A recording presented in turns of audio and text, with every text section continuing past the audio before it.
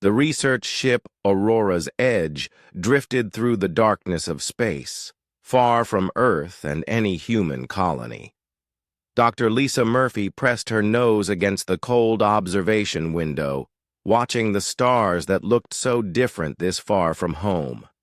She had been working as the chief science officer for 3 years now, but space still amazed her every single day. "Lisa, come look at this right now," called Dr. Alex Carter from across the science lab. The young man who studied alien life forms was staring at his computer screen with his mouth hanging open. His coffee cup sat on the desk, forgotten and getting cold. Lisa walked over to see what had gotten Alex so excited. On his screen, colorful waves danced across a grid pattern. These were energy readings from their ship's sensors that could detect things from very far away. Most of the time, the readings just showed normal space radiation from stars and planets. But this time, something was very different. "What exactly am I looking at here?" Lisa asked, squinting at the strange patterns. "Energy signals coming from the third moon around planet Kepler 442b, Alex said, pointing at specific parts of the screen. "But look at how regular these patterns are. This isn't natural energy. Something is making these signals on purpose." Lisa studied the data more carefully. Alex was absolutely right. The energy waves had a clear structure to them, almost like a steady heartbeat. Natural space phenomena never created patterns this organized and regular. Captain Jake Collins walked into the lab, his heavy boots making loud sounds on the metal floor. Jake was a big man with kind eyes who had spent most of his adult life traveling through space. Every person on his crew trusted him completely. "What has you two looking so serious?" Jake asked with a small smile. "Captain, we found something really important," Lisa said, turning to face him. "The third moon of Kepler 442b is sending out artificial energy signals." Jake looked at the computer screen, then back at Lisa with raised eyebrows. "Artificial? You mean something intelligent made these signals?" "That's exactly what all the data is telling us," Alex said, his voice getting more excited. "The patterns are way too complex and organized to be natural. Someone or something down there is definitely alive and smart." Commander Ryan Blake walked into the lab at that moment. Ryan was the ship's security chief, and he was always watching for any kind of danger. His job was keeping the crew safe, and he took that responsibility very seriously. "I heard you people found something interesting," Ryan said in his calm, steady voice. "Maybe we did," Jake replied carefully. "Lisa, how sure are you about these readings being real?" Lisa ran the data through several different computer programs and checked all the numbers twice. Every single test gave her the same results. "I'm 90% certain these signals are made by something intelligent, Captain." Jake was quiet for a long moment, thinking hard. The Aurora's Edge was built for exploration. Their main mission was to find new things, visit new places, and maybe even discover new forms of life. This could be exactly what they had been searching for. "How long would it take us to reach that moon?" Jake asked. "About 6 hours if we travel at our normal speed," said Lieutenant Danny Martinez, calling out from the ship's bridge. Danny was their best pilot and the person who figured out how to get from one place to another in space. "Set our course for that moon," Jake ordered. "But keep us at a safe distance until we know more about what we're dealing with." The next several hours passed very slowly. The crew worked hard to prepare for what might be their first meeting with alien life. Dr. Carter looked through everything humans knew about alien biology, which wasn't very much. Dr. Murphy checked and double-checked all their scientific equipment to make sure it was working perfectly. Commander Blake made sure their defensive weapons were ready, just in case they needed to protect themselves. As they got closer to the moon, their cameras and sensors began to show them more details. The moon was rocky and gray, about the same size as Earth's moon. But when their cameras focused on the surface, they saw something absolutely amazing. "Oh my God," Alex whispered, staring at the main viewing screen. Spread across the moon's surface were the ruins of what had once been a huge city. Buildings stretched for hundreds of miles in every direction, connected by what looked like roads or pathways, but everything was completely destroyed. Towers that must have once reached high toward the stars were now twisted pieces of metal and broken stone. The roads were cracked and covered with pieces of debris. "This was definitely a civilization," Lisa said quietly, her voice full of wonder. "And it was a very big one." Jake stared at the images on the main screen, trying to understand what he was seeing. What could have happened to destroy all of this? "I don't know," Lisa replied, shaking her head. But whatever happened here, it was extremely violent. They moved their ship closer to get better pictures and gather more information. The energy signals were coming from deep underground, far beneath the ruined city. There were caves and tunnels that seemed to go down into the very center of the moon. "Captain," Ryan said, studying the readings on his security screens, "I'm seeing blast marks on many of these buildings. And look at these long scratches." He pointed to deep grooves carved into the metal walls of several structures. "What could possibly make marks like that?" Jake asked, feeling worried. "Something very big," Ryan answered grimly. "Something with extremely sharp claws." Dr. Carter was looking at biological readings from his instruments. "I'm detecting traces of organic matter scattered throughout the ruins. But it's very old, maybe several years old."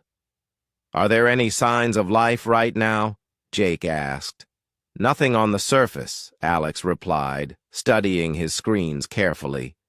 "But these caves go extremely deep underground. Our sensors can't see through all that rock to tell us what might be down there." Lisa felt a cold chill run down her spine. Whatever had lived in this place was gone now. The city was completely empty and destroyed. But something was still alive down in those deep caves, creating the energy signals they had detected from so far away. "Should we send down a robot probe to investigate?" Alex suggested. "No," Jake said after thinking for several seconds. "If there's intelligent life down there, a probe might seem like an attack. We should try to communicate with them first." They spent the next 2 hours trying to make contact with whatever was in the caves. They sent messages in many different languages and used mathematical sequences that any intelligent species should understand. They flashed lights in patterns and sent radio signals, but nothing ever responded to their attempts. "Whatever's down there isn't answering us," Ryan observed. "Or maybe it can't answer," Lisa said thoughtfully. "The energy patterns are still regular and structured. Something is definitely alive down there." Jake made his final decision. "We'll stay in orbit around this moon and study everything we can. For a few days, I want to know as much as possible about this civilization before we try to make direct contact with whatever survived." That night, while the rest of the crew slept in their quarters, Lisa stayed awake studying all the data they had collected. The destroyed city told a clear story of violence and complete destruction. But what could possibly destroy an entire civilization? And what was still alive in the caves far below the surface? She looked at the energy readings one more time. The patterns were complex and almost beautiful in their structure. Whatever was making these signals had to be intelligent. but the claw marks on the buildings, the blast damage, and the complete destruction of the city all suggested something very dangerous was down there. Lisa closed her eyes and tried to sleep, but her mind was full of questions. What exactly had they discovered? Was it a friend or an enemy? And most importantly, what had happened to all the beings who once lived in that magnificent city? Outside her small window, the ruined moon continued its silent journey through space, keeping all its secrets buried deep underground. Tomorrow, they would have to decide whether to investigate further or leave this mysterious place forever. But somehow, Lisa knew they couldn't just walk away.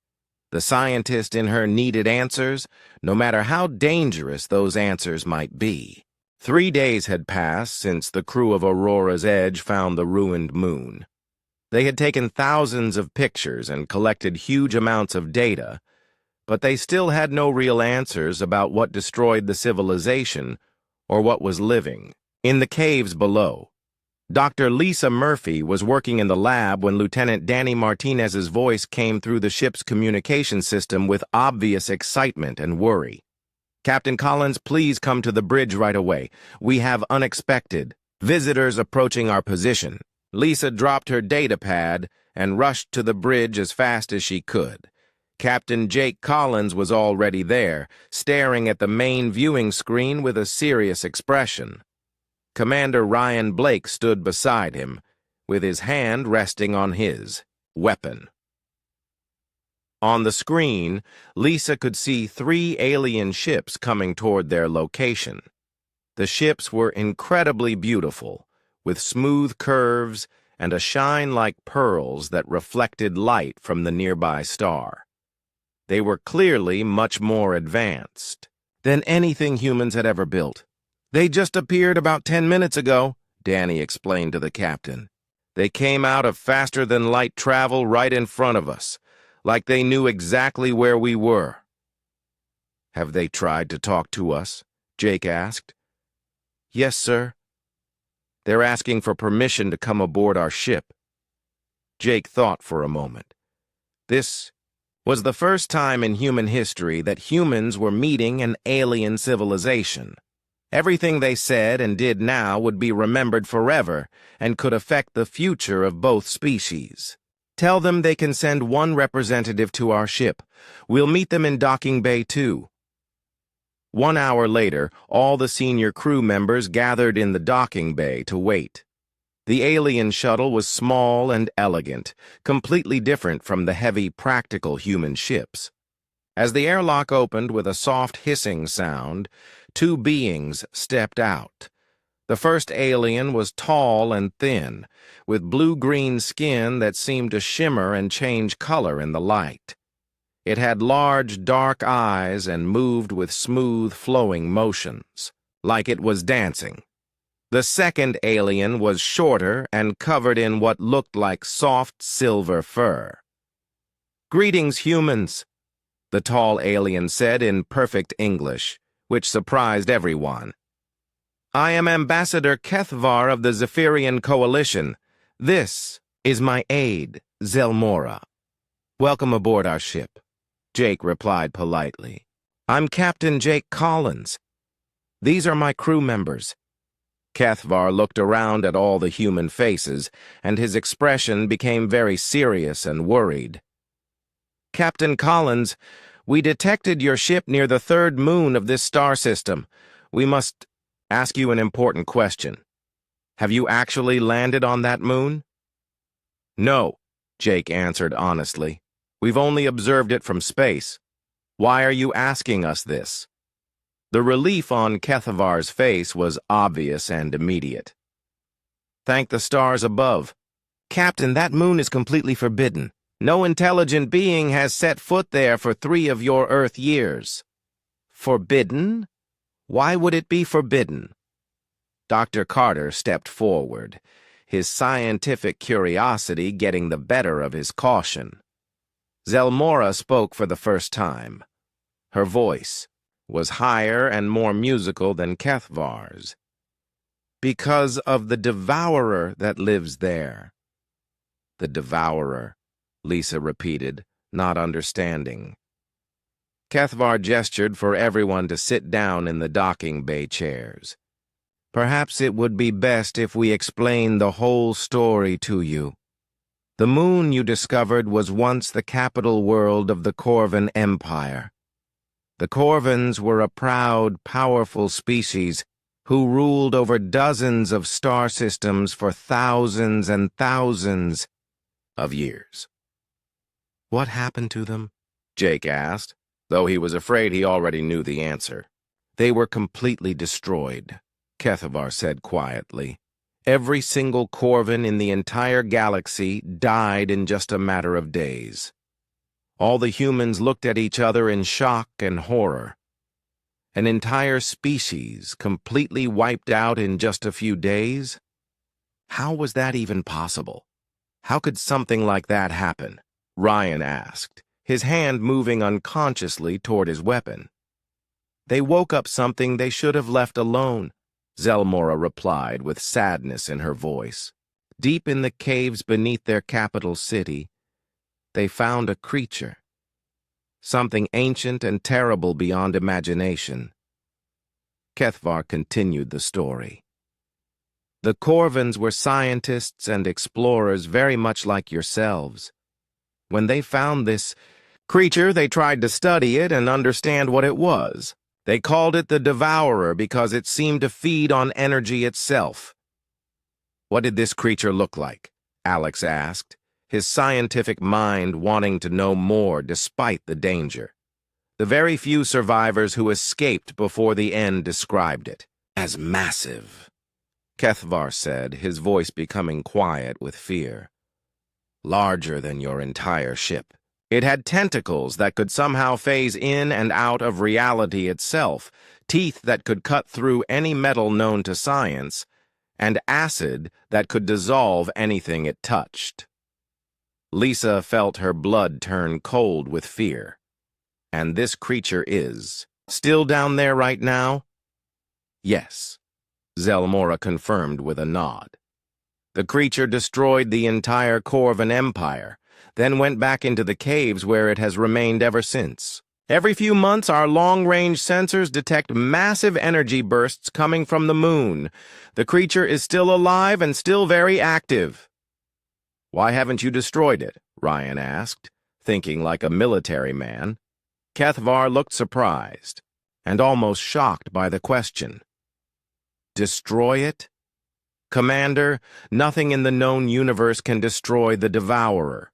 The Corvans tried absolutely everything. Nuclear weapons, antimatter bombs, even weapons that we don't understand today. Nothing worked at all. The creature seemed to absorb all the energy from their attacks and become even stronger. So you just leave it completely alone? Jake asked. What other choice do we have? Kethvar replied with helplessness in his voice. The creature shows no interest in leaving the moon where it lives. As long as no one disturbs it or bothers it, it stays sleeping. The Zephyrian Coalition has placed a permanent ban on this entire star system. No ships from any species are allowed within 50 light years of this moon. But you came here, Lisa pointed out. Only because we detected your ship, Zelmora explained. We could not allow you to make the same terrible mistake the Corvans made. One awakening of the Devourer was more than enough for the entire galaxy. Dr. Carter leaned forward with intense curiosity. Ambassador, from a scientific point of view, this creature sounds completely impossible. How can something phase in and out of reality? How can it absorb energy from nuclear weapons? We don't understand it either, Kethvar admitted, shaking his head. The Corvans were far more scientifically advanced than any species alive today, and even they couldn't understand what it was. Some of our best scientists believe the creature comes from another dimension entirely, somewhere with completely different physical laws. Has anyone ever tried to communicate with it? Lisa asked. Both aliens stared at her in complete horror and disbelief. Communicate? Zelmora gasped. Dr. Murphy, the Devourer is not a being you can communicate with. It is a force of pure destruction and death. It consumed an entire civilization in just days. The survivors said it showed no mercy, no intelligence beyond the simple desire to destroy everything around it. But maybe the Corvins approached it the wrong way, Alex suggested. Maybe if someone tried a different method of contact— No! Kethvar said very firmly, his voice getting loud. Absolutely not. Captain Collins, you must take your ship and leave this star system immediately. The Devourer must never be awakened again under any circumstances. Jake looked at his crew members. Lisa could see the conflict in his eyes. They were all explorers and scientists. The idea of walking away from such an incredible discovery went against everything they believed in and everything they had spent their lives doing. What if we just observed it from a safe distance? Jake asked carefully. There is no safe distance, Zelmora replied immediately. The creature's power extends far beyond just the moon. When it destroyed the Corvin Empire, it somehow reached across space to attack their colonies on other worlds that were very far away. Distance means absolutely nothing to the Devourer. The docking bay was completely quiet for a long moment. Finally, Jake spoke. Ambassador, we really appreciate the warning you've given us. Please give us some time to think about our options and decide what to do. Kethvar stood up, and his expression was very serious. Captain, there are no other options to consider. You must leave this place immediately. The safety of the entire galaxy depends on it. After the aliens returned to their ship and left, the human crew gathered in the conference room. The weight of everything they had learned hung heavy in the air like a dark cloud. So what exactly do we do now? Danny asked. We leave right now, Ryan said immediately without hesitation. This is way beyond anything we can handle safely. But think about what we could learn here, Alex argued back. This could completely change our understanding of biology, physics, and everything else about the universe. It could also get every single one of us killed, Ryan shot back angrily. Lisa stared out the conference room window at the ruined moon. Somewhere down there, in the complete darkness of those deep caves, something was waiting. Something that had destroyed an entire advanced civilization, but also something that might hold the secrets of the universe itself. The aliens are probably right, she said quietly and sadly. We should pack up and leave. But even as she said those words, Lisa knew she didn't really believe. Captain Jake Collins had been staring at the ruined moon on his computer screen for what felt like the 100th time that week. The Zephyrian ships had left 2 days ago, but Ambassador Kethavar's serious warnings still echoed loudly in his mind. The smart thing to do was definitely leave this place immediately. The safe thing was to report their findings to Earth and let someone else make this difficult decision. But Jake had never been the kind of person who took the safe and easy path through life. Lisa, Alex, Ryan, conference room right now, he announced over the ship's communication system in a voice that meant business. 10 minutes later, the 4 most important officers on the ship sat around the metal table in the conference room. The weight of the decision they had to make filled the small space like thick smoke. I've made up my mind about what we're going to do, Jake said in a steady voice. We're going down to that moon. Ryan immediately shook his head hard. Captain, that's complete suicide. You heard exactly what those aliens told us. This creature destroyed an entire advanced civilization. But the Corvins tried to capture it and study it like a laboratory animal, Alex pointed out. Maybe they approached the whole situation wrong. Maybe if we're very careful, if we just observe from a distance and don't threaten it, there's far too much we could learn here, Lisa added, getting excited despite her fear. This could change everything we know about life in the universe.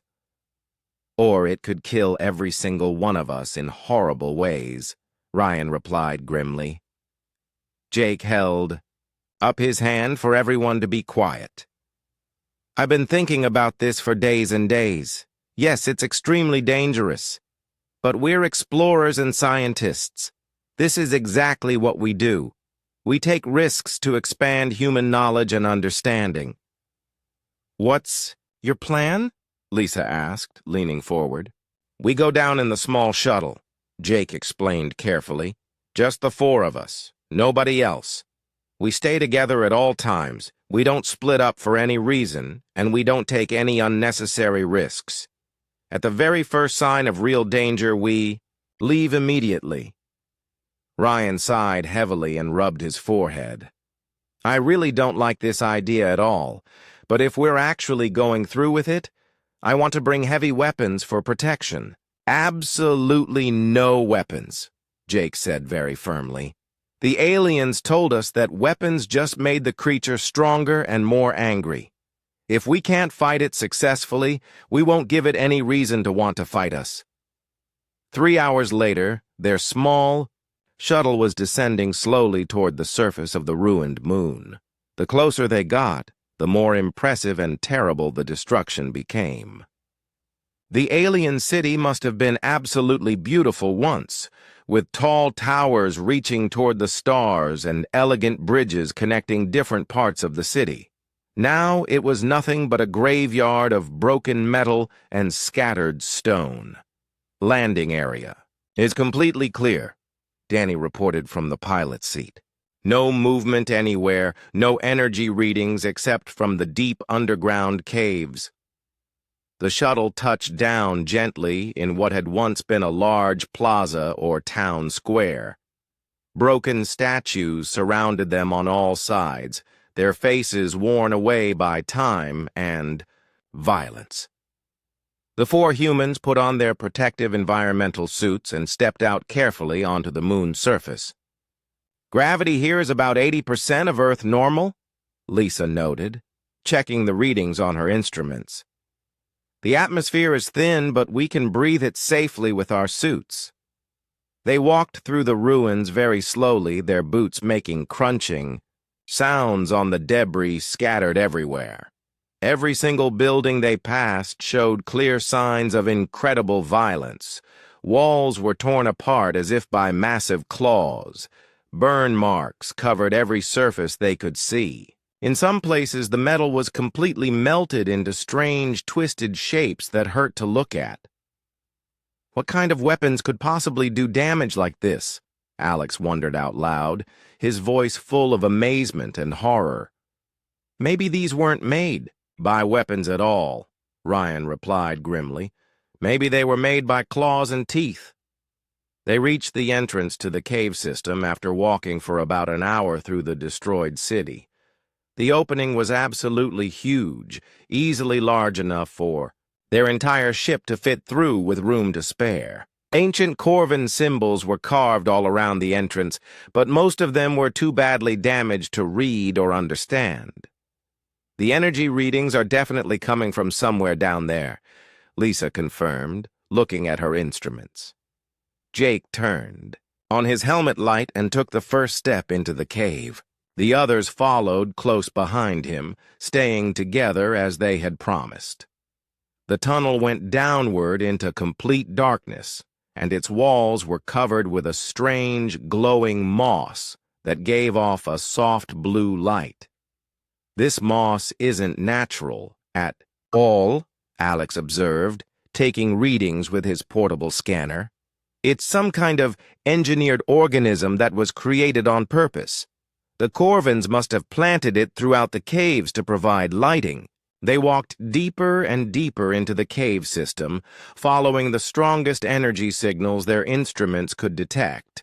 The tunnels were enormous, clearly built for beings much larger than humans. Every few hundred meters they passed side, chambers filled with broken equipment and strange machinery. This was definitely some kind of research facility, Lisa realized, looking around at all the destroyed equipment. They were studying something very important down here. The deeper they went into the caves, the warmer the air became. The blue moss grew thicker and brighter on the walls, and strange formations of crystal stuck out from the ceiling like frozen lightning. Their instruments began to behave strangely, giving false readings and flickering displays. Something down. Here is interfering with all our equipment, Ryan noted with concern. Maybe we should turn back now, Alex suggested nervously, looking around at the strange cave formations. But Jake kept walking forward into the darkness. The tunnel, suddenly, opened into a massive underground chamber, so incredibly large that their lights couldn't reach the far walls. Strange formations covered the floor and ceiling, almost like coral reefs, but made of some completely unknown material that seemed to pulse with its own inner light. And then they heard it, a low, rumbling sound that seemed to come from everywhere, at once. It was like the breathing of some enormous animal, but much deeper and more resonant than anything they had ever heard. The sound made their bones vibrate inside their bodies and made their teeth ache. "What in the world is that?" Lisa whispered, her voice barely audible. The sound came again, and this time it was accompanied by a faint glow from deeper in the massive chamber. The light pulsed in perfect rhythm with the sound, like the heartbeat of something unimaginably large. "It's the creature," Ryan said quietly, his hand moving toward his weapon before he remembered they hadn't brought any. "It knows we're here." Jake took one step forward, then another, against every single instinct screaming at him to turn around and run as fast as possible. He walked toward the source of the light and the terrible sound. "Captain, please don't," Alex hissed, grabbing at Jake's arm. But Jake kept walking forward into the pulsing light. The glow grew brighter and brighter, and suddenly they could all see it clearly. The creature was absolutely enormous, easily the size of a large building back on Earth. Its body was covered in what looked like smooth, dark skin that reflected, their lights like oil floating on water. Dozens of thick tentacles writhed around its central mass, each one as thick as a large tree trunk. Along its sides, rows of crystalline structures pulsed with bright bioluminescent light. But it was the creature's face that made all of them freeze in complete terror. It had multiple eyes, each one the size of a dinner plate, that glowed with an inner fire like burning stars. Below the eyes, a mouth opened slowly to reveal rows upon rows of teeth that looked like they were made of diamond or crystal, each one as long as a person's arm. The creature turned toward them, and all four humans felt their blood turn to ice water. This was the Devourer. This was what had destroyed an entire advanced civilization in just a few days. The creature let out a sound that was part roar and part scream. The noise was so incredibly loud that their suit speakers overloaded and went completely silent. The bioluminescent patches along its massive body flared bright enough to hurt their eyes even through. "They're protective visors! Run!" Ryan shouted, but his voice was completely lost in the creature's terrible roar. They turned and ran back toward the tunnel entrance as fast as their legs could carry them. Behind them, they could hear the creature moving, its massive body sliding across the chamber floor with a sound like thunder. The noise of its tentacles striking the walls echoed through the caves like the end of the world. Jake looked back once and saw something that would haunt his dreams for the rest of his life. One of the creature's tentacles had somehow become partially transparent, like a ghost. It passed through solid rock, as if it wasn't there at all. then became solid again on the other side. They reached their shuttle and took off immediately, not stopping until they were safely back aboard the Aurora's edge. For a very long time, none of them could speak. They just sat in the conference room, trying to process and understand what they had seen down there. Now I understand completely why those aliens were so scared, Alex finally said, his voice still shaking. It's not just big, Lisa added, staring at her hands. It's like something from... Dr. Sam Rodriguez had been unusually quiet for 3 whole days. As the ship's marine biologist, he had listened very carefully to his crewmates describe their terrifying encounter with the creature, but something about their story just didn't seem right to him. Sam had spent his entire career studying dangerous creatures that lived in Earth's oceans. He had swum with great white sharks, observed giant squids in their natural deep-water homes, and worked closely with species that most people considered to be monsters. He knew the important difference between aggressive behavior and defensive behavior.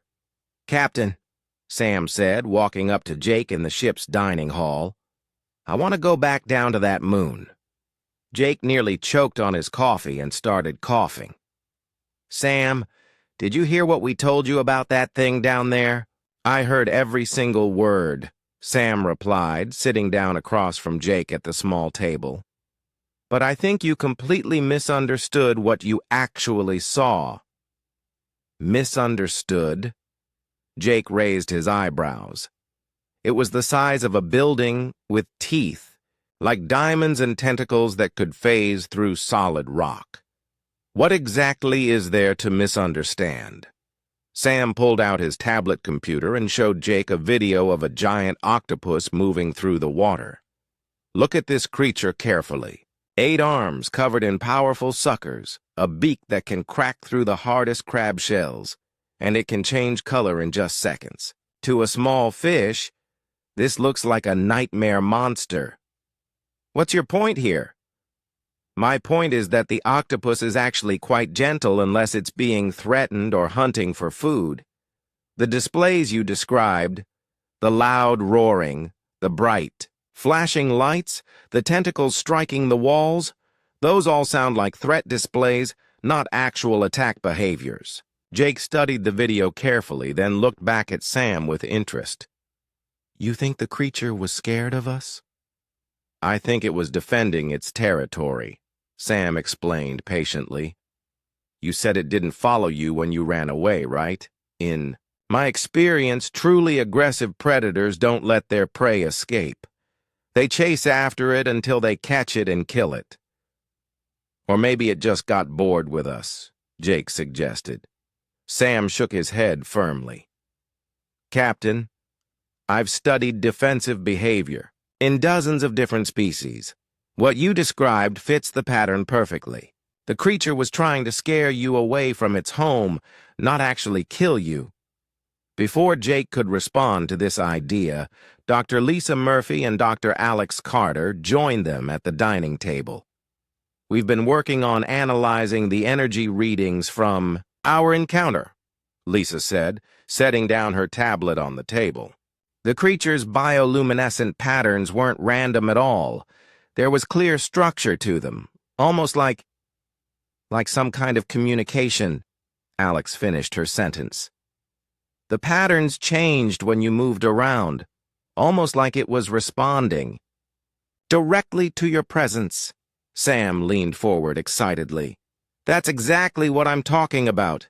Many deep-sea creatures use bioluminescence to communicate with each other. What you're describing sounds like the creature was actually trying to talk to you." "Talk to us?" Jake repeated in disbelief. "It was making sounds loud enough to damage our equipment. Whales use sounds that can travel for hundreds of miles underwater," Sam pointed out. "To them, it's just normal conversation. To us, it sounds like deafening noise. Maybe this creature is used to communicating with beings much larger than humans." Lisa pulled up the energy readings on her tablet. "Look at this specific pattern," she said, showing them a series of peaks and valleys on the graph. It's repeated several times during our entire encounter. If this really is communication, then this pattern might be a word or phrase. Alex nodded enthusiastically. And look here, he added, pointing to another section of the data. When Captain Collins took a step forward, the pattern changed completely. It was definitely responding to human behavior. Jake rubbed his forehead, feeling a headache coming on. The idea that the creature might be intelligent, might actually be trying to communicate, changed everything they thought they knew. Even if you're right about this, it's still incredibly dangerous.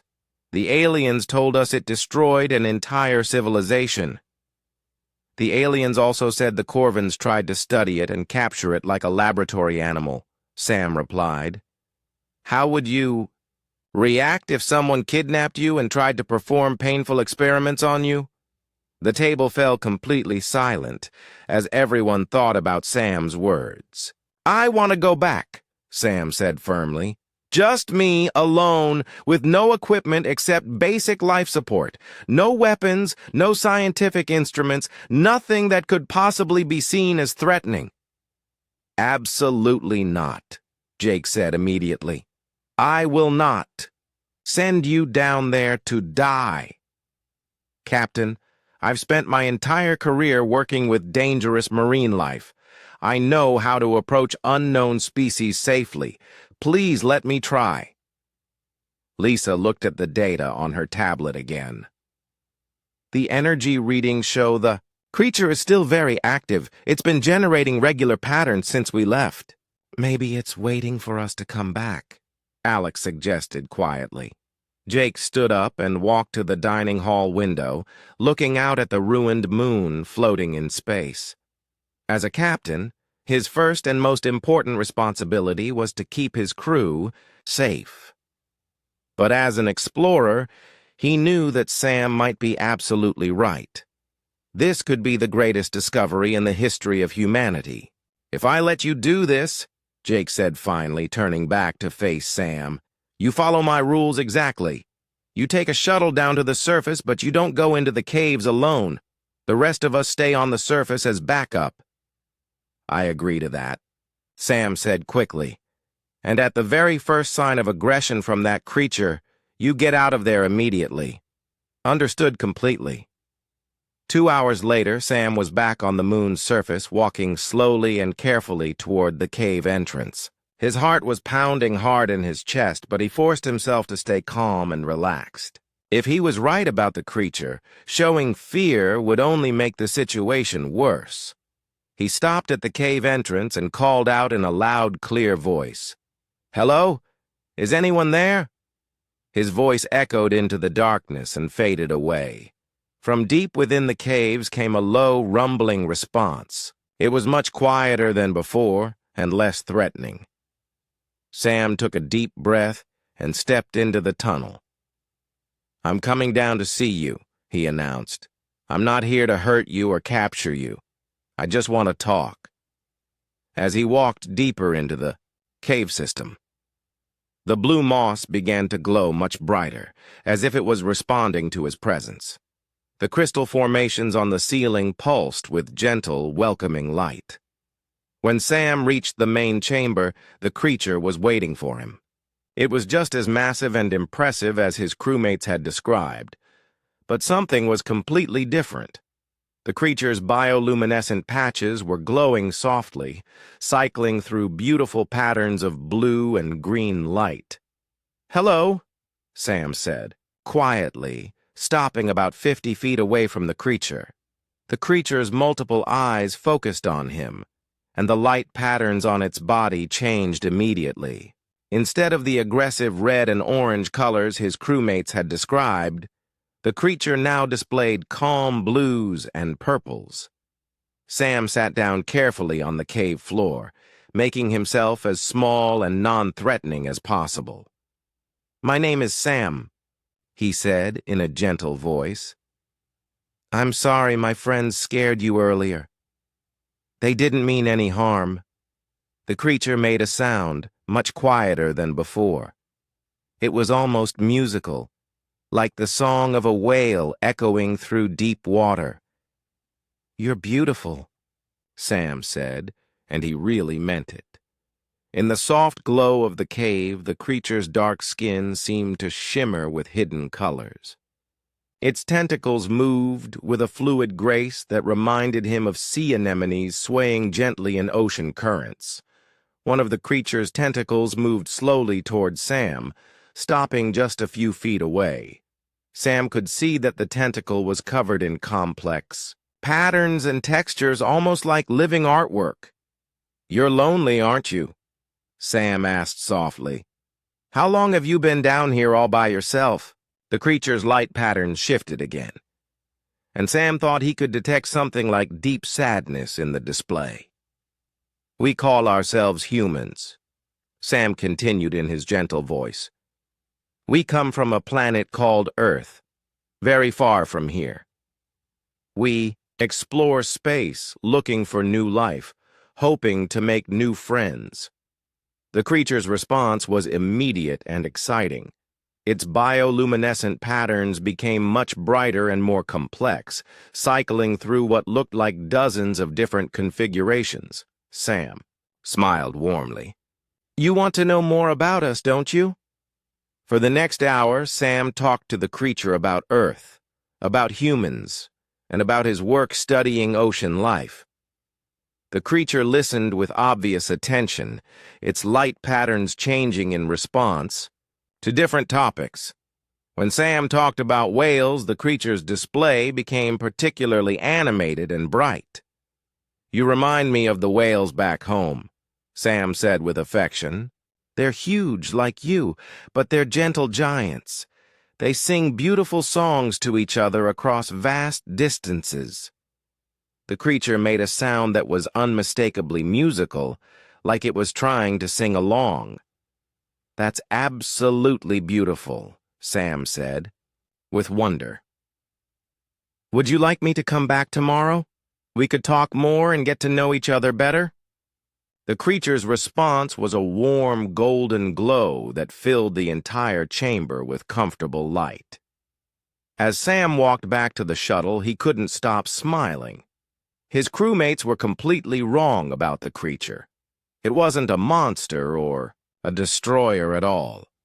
It was just lonely, probably the last of its kind, trapped. Sam's daily visits to the creature became a normal routine over the next 2 weeks.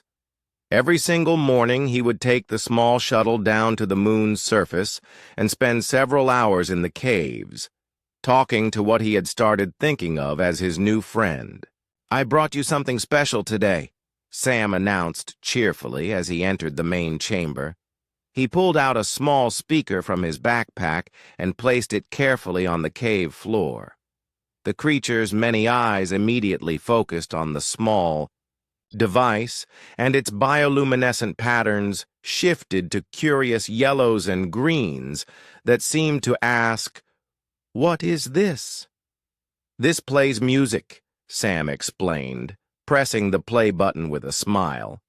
The gentle sounds of a classical symphony began to fill the cave with beautiful melodies. The creature's reaction was immediate and absolutely amazing. Its entire massive body began to glow in perfect rhythm with the music, the light patterns flowing across its skin like visual representations of the sound itself. When the music became louder and more exciting, the creature's display became brighter. When it became softer and more gentle, the lights dimmed to match perfectly. "You can hear it," Sam said in complete wonder. "You actually understand music." The creature made its own musical sounds, harmonizing beautifully with the symphony. The combination of human music and the creature's whale-like songs created something hauntingly beautiful that made Sam's eyes fill with tears. Back on the Aurora's edge, the rest of the crew watched Sam's daily reports with growing fascination and increasing concern. "He's getting too emotionally attached," Commander Ryan Blake warned Captain Jake Collins seriously. This thing destroyed an entire advanced civilization. Sam seems to have completely forgotten that important fact. But the data doesn't lie, Dr. Lisa Murphy said, reviewing the latest readings from the moon. The creature's energy output has been completely stable since Sam started visiting it regularly. No aggressive spikes, no threat displays, nothing dangerous at all. Dr. Alex Carter nodded in agreement. And look at these communication patterns. We've been recording. They're becoming more and more complex every single day. The creature is definitely learning from Sam. Jake studied all the reports on his tablet computer. Sam's theory about the creature being lonely rather than malicious was looking more and more accurate with each passing day. But that didn't change the fact that it was incredibly powerful and potentially very dangerous. What worries me the most, Jake said, is what happens when we eventually have to leave this place. We can't stay here forever. Down in the caves, Sam was having exactly the same thought. He had grown genuinely fond of the creature over the past 2 weeks. It was clearly intelligent, endlessly curious, and surprisingly gentle despite its intimidating appearance. I wish I could give you a proper name, Sam said, sitting cross-legged on the cave floor while the creature listened to smooth jazz music. Calling you the creature doesn't seem right anymore. The creature's tentacles moved in flowing, graceful motions that reminded Sam of underwater plants swaying gently in ocean currents. Without thinking about it, he laughed out loud. You know, what? You move just like kelp in the ocean back home, all flowing and graceful like you're dancing underwater. Sam smiled warmly. How about I call you Fluffy, because of the way your tentacles move around like that? The very moment the word Fluffy left Sam's lips, the creature's entire body lit up in brilliant gold and white patterns that were brighter than anything Sam had ever seen. It made a sound that Sam had never heard before, almost like laughter, mixed with pure joy. You like that name, don't you? Sam asked with delight. Fluffy it is, then. From that day forward, the creature responded to the name Fluffy as if it had always been called that. Whenever Sam said the name, Fluffy would glow with those same wonderful golden patterns. Dr. Carter made a very important discovery during the 3rd week of Sam's visits. While he was analyzing the communication patterns between Sam and Fluffy, he noticed something truly remarkable in all the data. Lisa, you absolutely need to see this right away, Alex called excitedly from his workstation. Lisa hurried over to look at Alex's computer screen. The display showed 2 sets of wave patterns, one representing Sam's speech and another showing Fluffy's bioluminescent responses. What exactly am I looking at here? Lisa asked. Communication patterns, Alex explained with growing excitement. Look at this sequence right here. Sam says hello, and Fluffy responds with this specific light pattern. But watch what happens 3 days later. Alex pulled up another data set from a more recent visit. This time, when Sam entered the cave, Fluffy displayed the exact same light pattern before Sam had said anything at all. Fluffy was saying hello first, Lisa realized with amazement. It learned the meaning of human greetings. It gets even better than that, Alex continued enthusiastically. Look at this pattern. Sam talks about Earth, and Fluffy responds with blue and green patterns. When Sam talks about space, Fluffy uses deep purple and black patterns. It's associating specific colors with specific concepts and ideas. Lisa stared at the data in complete amazement. Alex, this isn't just simple communication. This is actual language development. Fluffy is creating a visual language system based on human speech patterns. The implications were absolutely staggering. Not only was Fluffy intelligent, it was actively learning and adapting its communication methods to interact more effectively with humans. "We need to tell Sam about this discovery immediately," Lisa said. When Sam learned about Fluffy's language development, he was thrilled, but not entirely surprised by the news. "Fluffy's been getting much better at responding to what I say," Sam reported during his daily briefing with the crew. "Yesterday, I mentioned that I was getting hungry, and Fluffy led me to a chamber I'd never seen before. It was full of these fruit-like growths that are actually edible and quite nutritious." "It's taking care of you," Jake observed with interest. "Much. More than that," Sam replied. "I think Fluffy is trying to share its knowledge with me. The chamber with the food also had some kind of Corvin technology that was still working perfectly. Fluffy showed me exactly how to activate it." Dr. Carter leaned forward with scientific interest. "What kind of technology?" "Some sort of holographic display system. Fluffy used it to show me images. Memories, I think. Pictures of what this place looked like before it was destroyed." Sam pulled out his tablet and showed them the recordings he had made. The holographic images were absolutely breathtaking. They showed the moon's surface covered in a magnificent city of crystal towers and floating platforms that seemed to defy gravity. The Corvins themselves were tall, elegant beings with 4 arms and beautiful scaled skin. "But here's the most interesting part," Sam continued. "In these memories I saw Fluffy, but it was much smaller than it is now, maybe only 1/10 of its current size, and it definitely wasn't alone." The crew stared at the images as Sam scrolled through them on his tablet. There were dozens of creatures like Fluffy, maybe even hundreds.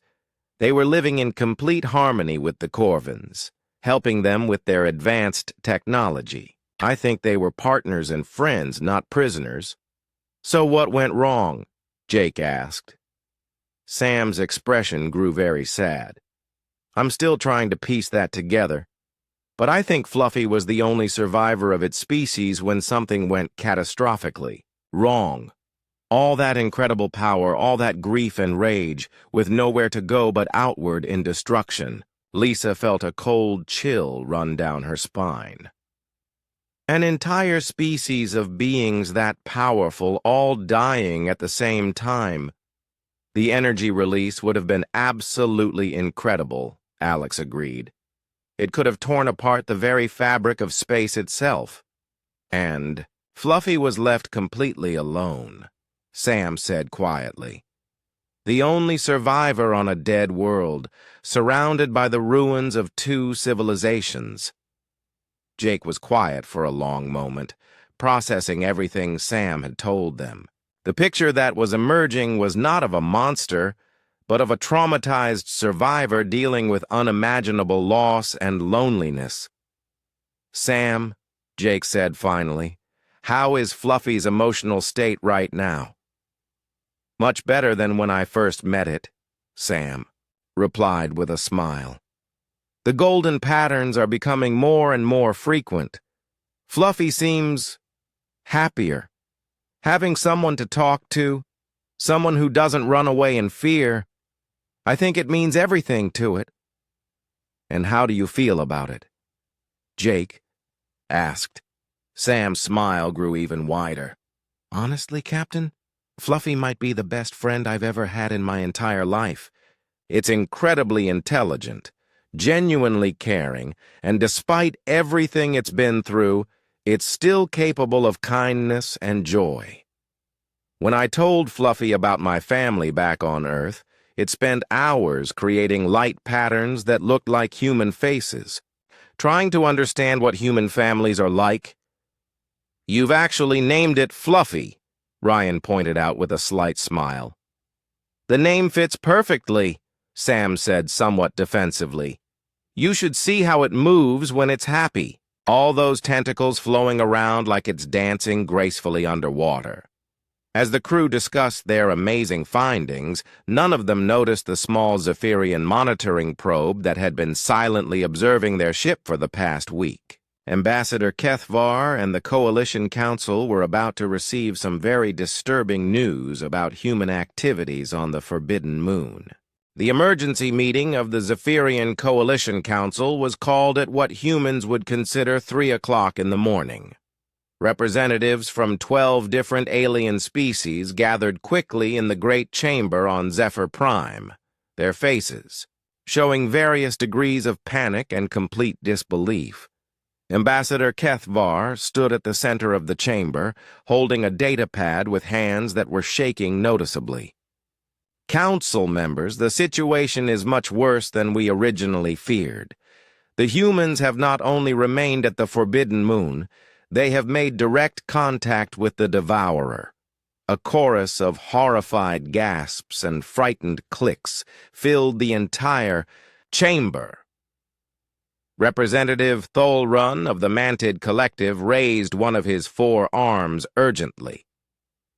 Contact? What kind of contact are you talking about?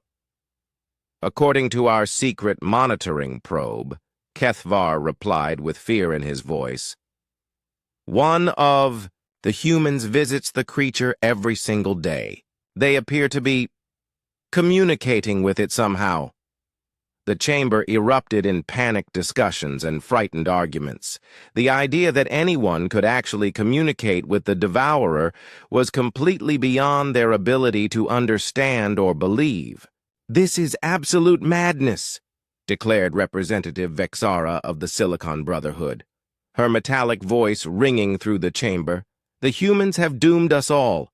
The creature will learn their location and follow them back to their homeworld. Even worse than that, added Representative Quintal of the Ethereal Collective, it might learn about the locations of our worlds. We must take action immediately before it's too late. Ambassador Kethvar nodded grimly. I propose we mobilize the full Coalition fleet right away. We must destroy the human ship and contain this situation before it spreads to the rest of the galaxy. What about the humans themselves? Asked Representative Mordek of the Crystalline Alliance with some concern. They are an innocent species. They don't understand what they're dealing with. Innocent or not, Kethvar replied coldly, they have awakened something that must never be allowed to spread beyond that cursed moon. Sometimes very difficult decisions must be made for the greater good of all. The vote was swift and completely unanimous.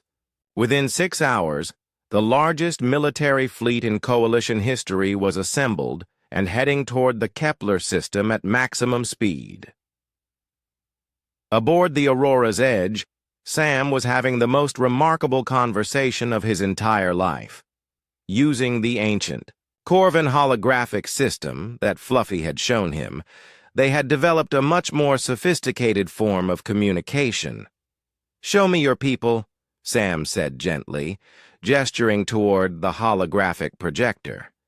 Fluffy's tentacles danced gracefully across the ancient controls, and suddenly the chamber was filled with 3-dimensional images of Fluffy's species in their prime. The creatures were absolutely magnificent, graceful beings of living light that could reshape their bodies at will. They swam through space itself as easily as fish swim through water. They're beautiful, Sam whispered in complete awe. Fluffy created new patterns, showing Sam how its people had lived.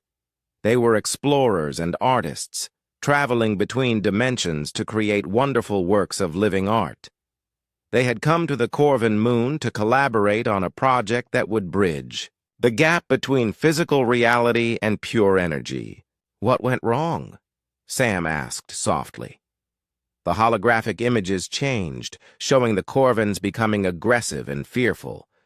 They began to see Fluffy's people not as partners and friends, but as threats to be eliminated. The Corvins tried to capture and study them, to steal their interdimensional abilities for themselves. They were scared of you, Sam realized with sadness. Just like everyone else in the galaxy. Fluffy's bioluminescent patterns turned to sad blues and grays. The hologram showed the final terrible moments. Corvins attacking with powerful weapons. Fluffy's people dying one by one. In their death throes, the creatures released enormous amounts of energy that tore apart both civilizations completely. And you were the only survivor, Sam said quietly, his heart breaking for his friend.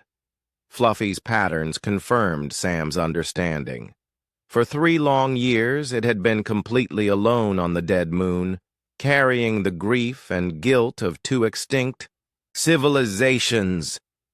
But now you have us, Sam said with conviction. You have me. You're not alone anymore.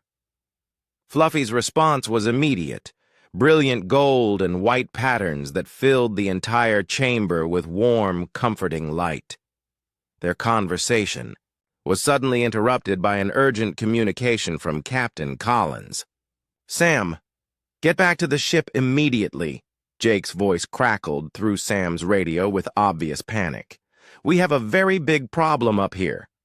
When Sam reached the Aurora's edge, he found the crew in complete crisis mode. The bridge was buzzing with frantic activity as they tracked dozens of ships approaching their position at high speed. What's happening? Sam asked breathlessly. The entire Zephyrian Coalition fleet is heading directly toward us, Commander Ryan Blake reported grimly. Best estimate is they'll arrive in 18 hours.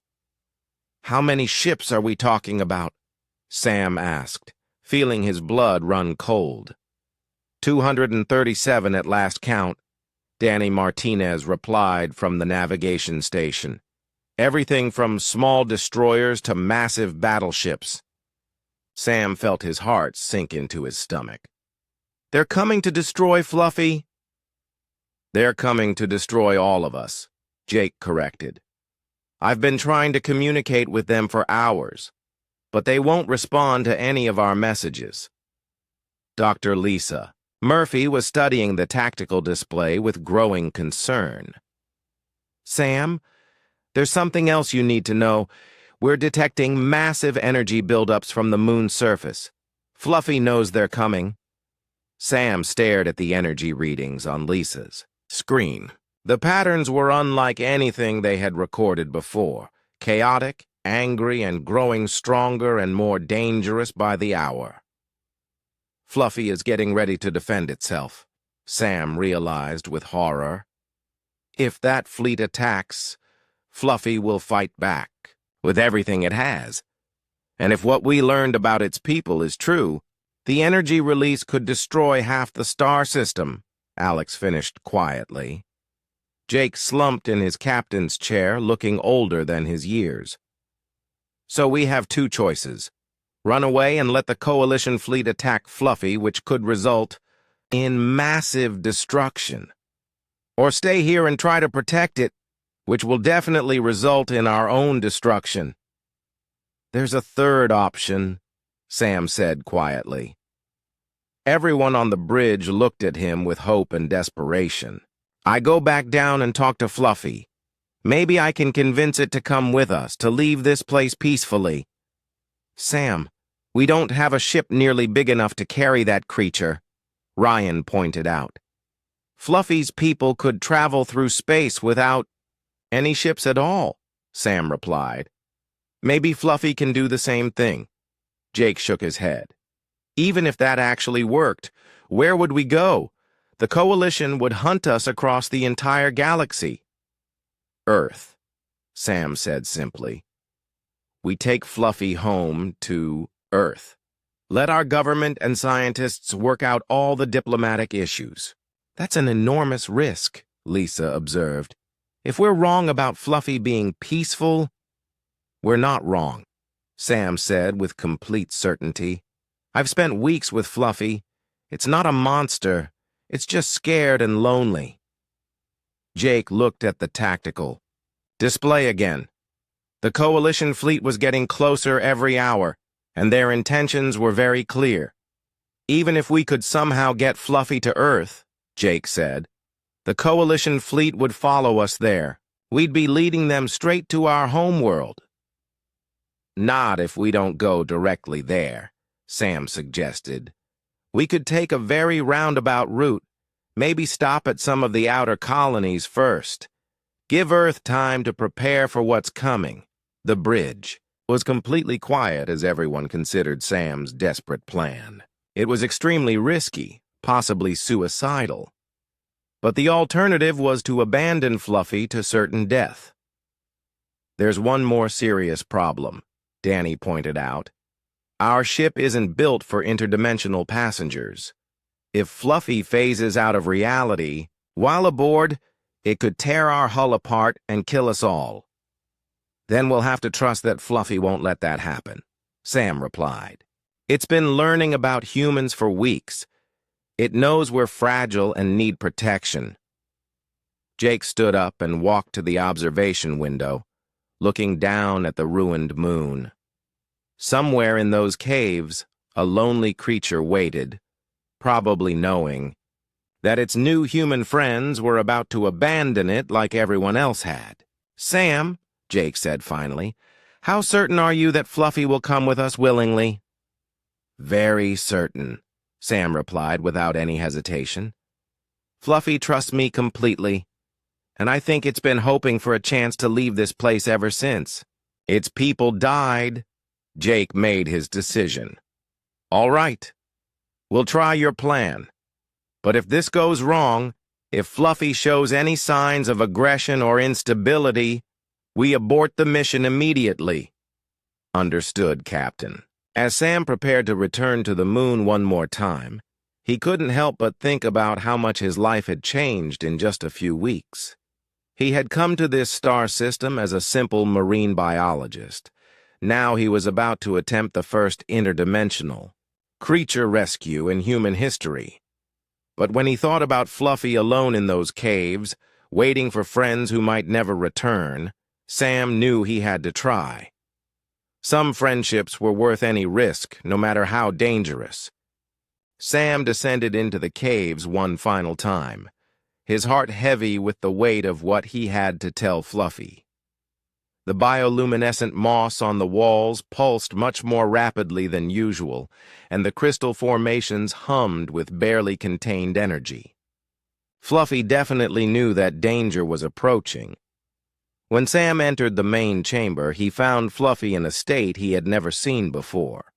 The creature's massive body was coiled tightly like a spring, and its tentacles were weaving complex patterns. In the air, dark energy crackled and sparked between its appendages, and its multiple eyes glowed with an inner fire that made Sam's skin prickle with fear. "Fluffy," Sam called softly. "It's me. It's Sam." Immediately, all the dark energy disappeared, and Fluffy's aggressive posture relaxed completely. The creature's bioluminescent patterns shifted to warm golds and blues as it recognized its beloved friend. "I know you can sense them coming," Sam said, walking slowly and carefully toward Fluffy. "The ship's in space. They're afraid of you." Fluffy's patterns turned sad and gray. It had experienced this kind of fear before from the Corvins. It knew exactly what came next. "But I have an idea," Sam continued with hope in his voice. "What if you didn't have to fight them? What if you could leave this place forever?" Fluffy's many eyes focused intently on Sam, and its patterns shifted to curious yellows and greens. That seemed to ask, how? Sam activated the holographic projector and showed Fluffy images he had recorded of Earth. Blue oceans, white clouds, green forests, and sprawling human cities appeared in three-dimensional detail around them both. "This is my home," Sam explained with love in his voice. "Earth. It's very far from here, beyond the reach of the Coalition fleet. My people don't know about you yet, but I think they would welcome you with open arms." Fluffy extended one of its tentacles very gently, touching the holographic image of Earth's vast oceans. The creature's patterns showed deep fascination and longing.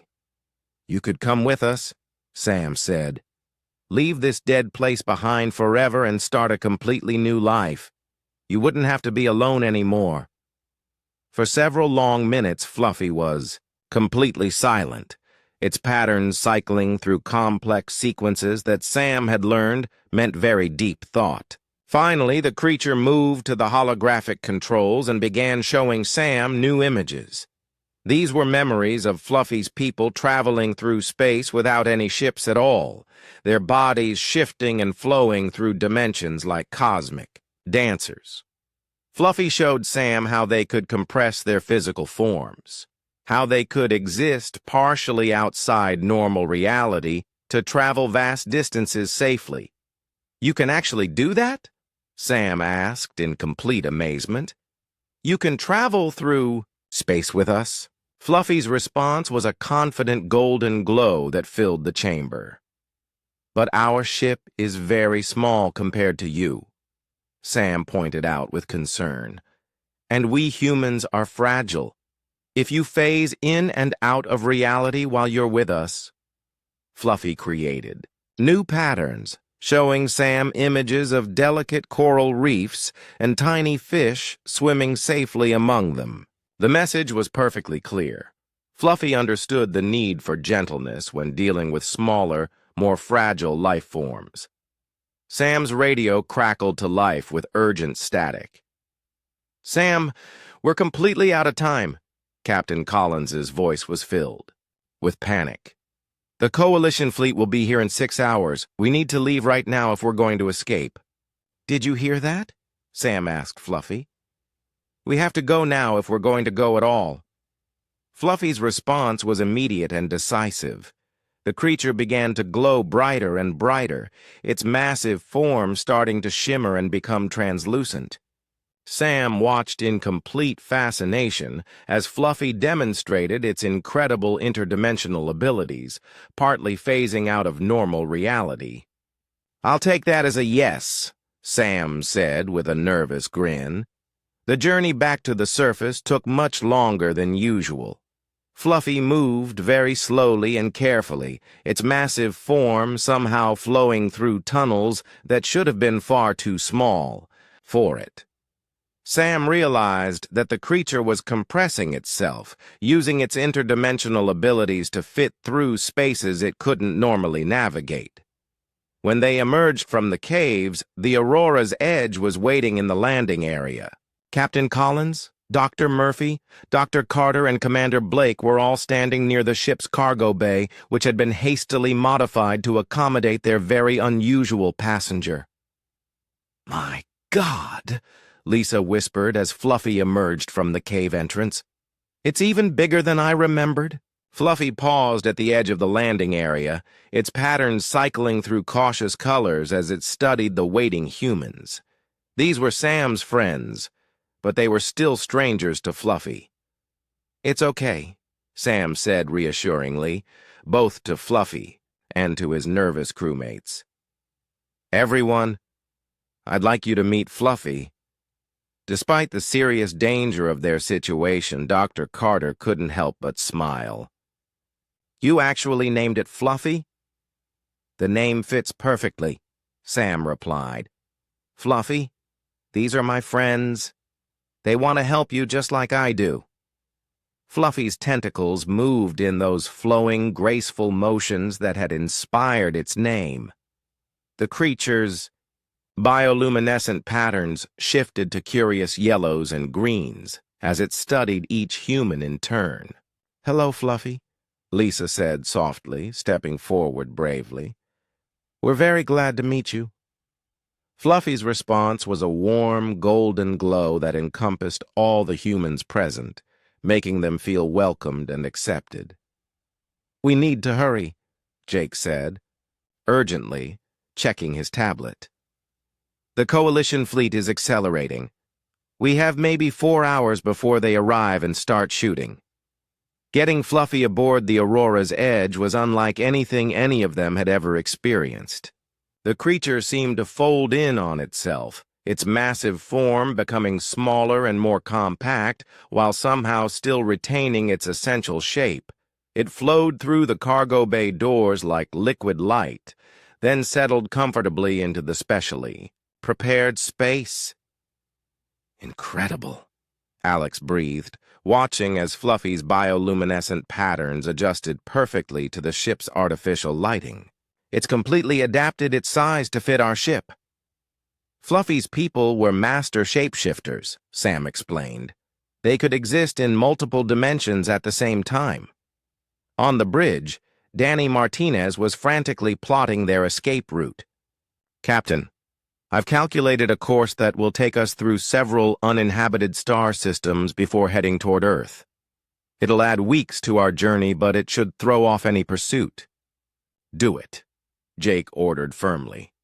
All hands, prepare for immediate departure. As the Aurora's edge lifted off from the moon's surface, Sam stayed in the cargo bay with Fluffy. The creature seemed nervous, its patterns cycling rapidly between different colors. It's okay, Sam said soothingly. We're leaving all the bad memories behind. You're safe with us now.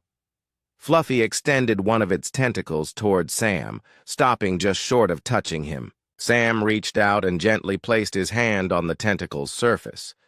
It felt warm and smooth, like living silk.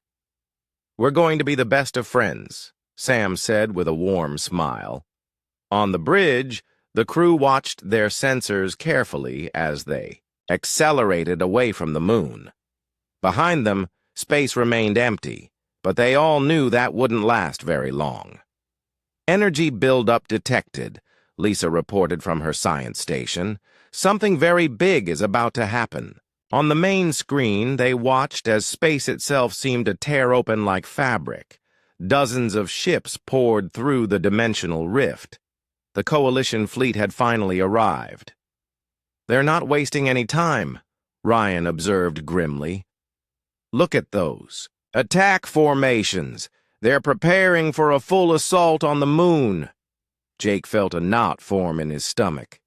If they had waited even one more hour, they would have been trapped and destroyed. Captain, Danny called from navigation, we're clear of the star system's gravity well. Ready to jump to faster-than-light speed. Do it now, Jake ordered. As the Aurora's edge jumped into hyperspace, the Coalition fleet was just beginning its massive bombardment of the empty moon. They would find only abandoned ruins and the echoes of a civilization that had died 3 years ago. In the cargo bay, Fluffy's patterns had stabilized into calm blues and greens. The creature seemed to understand that it was finally free, finally moving towards something much better than the loneliness and grief it had known for so long. Where we're going, Sam told Fluffy, you won't have to hide anymore. Humans are very good at accepting strange new friends. Fluffy's response was a pattern that Sam had learned meant deep gratitude, spiraling golds and whites that filled the entire cargo bay with warm, hopeful light. For the first time in 3 long years, Fluffy was no longer alone. And for the first time in human history, Earth was about to receive a visitor from another dimension entirely. The real adventure was just beginning. 6 months later, Dr. Sam Rodriguez stood on the observation deck of Luna Station, watching the most remarkable sight in all of human history. Below him, in the specially built habitat in Earth's largest space station, Fluffy was teaching a group of marine biology students about interdimensional physics. The creature had grown since leaving the dead moon, not physically, but emotionally. Fluffy's bioluminescent patterns were much brighter now, more complex, showing a depth of happiness that Sam had never seen during those early days in the caves. The translation device is working perfectly, Dr. Lisa Murphy said, joining Sam at the observation window. She held a tablet showing the real-time translation of Fluffy's light patterns into human language. On the screen, Sam could read Fluffy's words. The barriers between dimensions are like soap bubbles, thin and flexible. Your species will learn to cross them one day, as mine did long ago. Hard to believe we almost lost all this, Sam said quietly. The Coalition is still hunting for us, Lisa reminded him. 3 different fleets have been spotted near the outer colonies. But they haven't found Earth, Sam pointed out. And every day more people get to meet Fluffy and see the truth. It had taken months of careful diplomacy to convince Earth's governments that Fluffy was not a threat. Sam's detailed reports, combined with video evidence of Fluffy's gentle nature, had eventually won over even the most skeptical officials.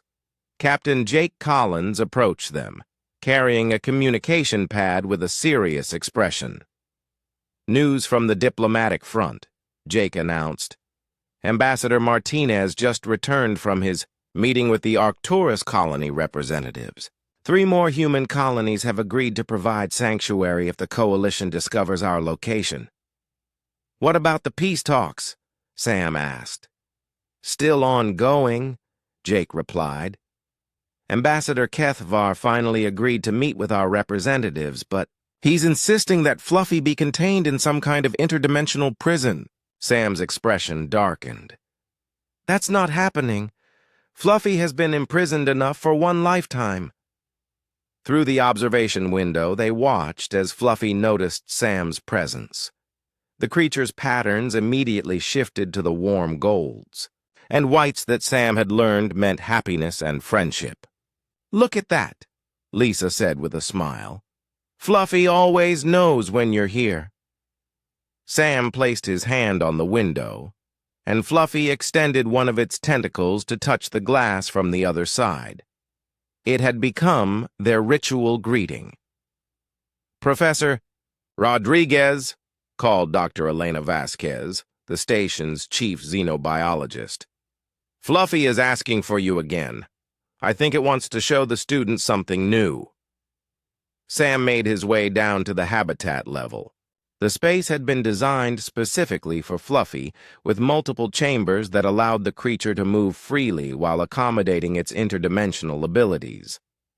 The walls were lined with bioluminescent coral that Fluffy had helped design, creating an underwater-like environment that reminded it of home. "Hello, Fluffy," Sam said as he entered the main chamber. "I hear you have something new to show the students." Fluffy's response was immediate and enthusiastic. The creature activated the holographic projectors that had been integrated into the habitat, filling the space with 3-dimensional images. This time, the images showed Earth as seen from space, but not as humans had ever seen it before. Fluffy was revealing the planet's interdimensional structure, layers of reality that existed parallel to the physical world. "Amazing," breathed Sarah Kim, one of the graduate students. "There are entire ecosystems existing in parallel dimensions, right? Here on Earth." "Fluffy says there are creatures living in these parallel spaces," Dr. Vasquez translated, reading from her tablet. "Beings that exist partially in our reality and partially in others." Like Fluffy's people, Sam realized. The holographic display changed, showing how Fluffy's species had once traveled between these dimensional layers, exploring and cataloging life forms that existed across multiple realities. "Fluffy is offering to teach us," Dr. Vasquez continued, her voice filled with excitement, "to show us how to perceive and interact with interdimensional life." Sam felt a surge of pride and affection for his friend. Even after everything Fluffy had been through, the creature was still eager to share knowledge and help others learn. Their lesson was interrupted by an urgent announcement over the station's communication system. "All senior staff to the command center immediately. Priority 1 emergency." Sam exchanged worried glances with Dr. Vasquez. Priority 1 meant only one thing. The Coalition had found them. In the command center, Admiral Patricia Chen was studying tactical displays with grim concentration. The screen showed dozens of alien ships approaching Earth's solar system. "How did they find us?" Jake asked. "We're not sure," Admiral Chen replied. "But they're demanding that we surrender Fluffy immediately, or they'll consider Earth a hostile world."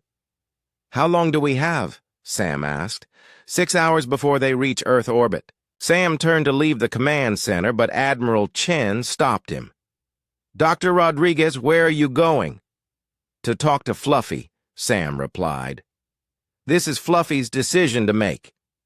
Back in the habitat, Sam found Fluffy waiting for him. The creature's patterns were calm but serious. It had sensed the approaching danger. "They found us," Sam said simply. Fluffy's bioluminescent display showed understanding. The creature had known this day would come. "The Coalition wants me to hand you over to them," Sam continued. "But I won't do that. We can fight them, or we can run again. It's your choice." Fluffy was quiet for a long moment, its patterns cycling through deep, thoughtful colors. Then, the creature moved to the holographic controls and began creating new images. These showed Earth as it could become, a world where humans and interdimensional beings worked together, where the barriers between realities were bridges instead of walls. Fluffy showed cities that existed in multiple dimensions simultaneously, spacecraft that could travel not just through space but through the layers of reality itself. "You want to stay," Sam realized. "You want to make Earth your home." Fluffy's response was brilliant gold and white patterns that filled the entire habitat. But the Coalition? Fluffy created new images, showing something that made Sam's breath catch.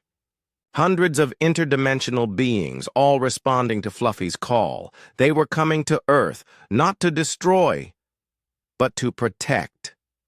"Your people," Sam whispered. "They're not all dead." The images showed the truth. When Fluffy's species had died, on the Corvin moon, their consciousness had been scattered across the dimensional barriers. Fluffy's happiness, its friendship with humans, had called them back together. "They're coming home," Sam said with wonder. 3 hours later, as the Coalition fleet entered Earth orbit, space around the planet began to shimmer and glow. Dozens of interdimensional beings materialized, their forms beautiful and terrible to behold.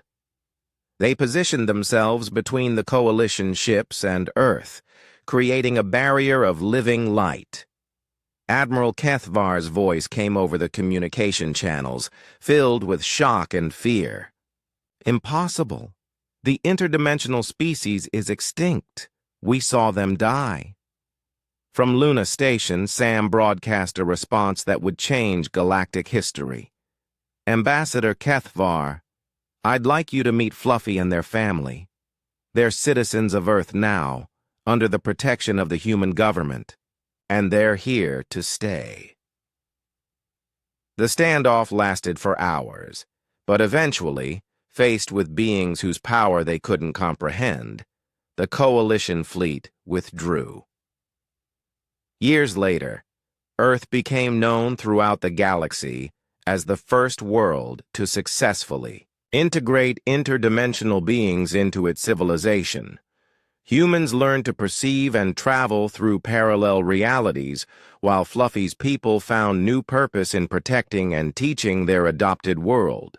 And in a special habitat on Luna Station, a creature once known as the Devourer continued to be called Fluffy by the human friend who had shown it that even the most feared monsters could find love and acceptance. Sam often visited Fluffy in the evenings, bringing music and stories from Earth. As they sat together in the bioluminescent glow of the habitat, Sam would sometimes think about how far they had both come. "You know," Sam said one evening, watching as Fluffy's tentacles danced to a piece of classical music, When I first saw you in those caves, I never imagined we'd end up here." Fluffy's response was a pattern that the translators now rendered as laughter. "You were so scary back then," Sam continued with a grin. "All those teeth and tentacles and dimensional phasing. But I could see you were just lonely." Fluffy created new patterns, showing images of Sam approaching that first day in the caves. In Fluffy's memory, Sam glowed with the same warm light that Fluffy used to express happiness. "You were the first being in 3 years who didn't run away from me," Fluffy's patterns translated. "You called me beautiful instead of monster. You gave me a name that meant friendship instead of fear." Sam reached out and placed his hand on Fluffy's nearest tentacle, feeling the warmth and contentment flowing between them. "Best decision I ever made," Sam said softly. "Everyone else saw a destroyer. I saw a friend who just needed someone to call them Fluffy." Around them, the interdimensional coral pulsed with gentle light, and in the distance, Earth turned slowly in space, a world forever changed by the friendship between a lonely human scientist and a creature that the galaxy had feared. Sometimes, the most important discoveries weren't made with instruments or experiments. Sometimes they were made with an open heart and tea.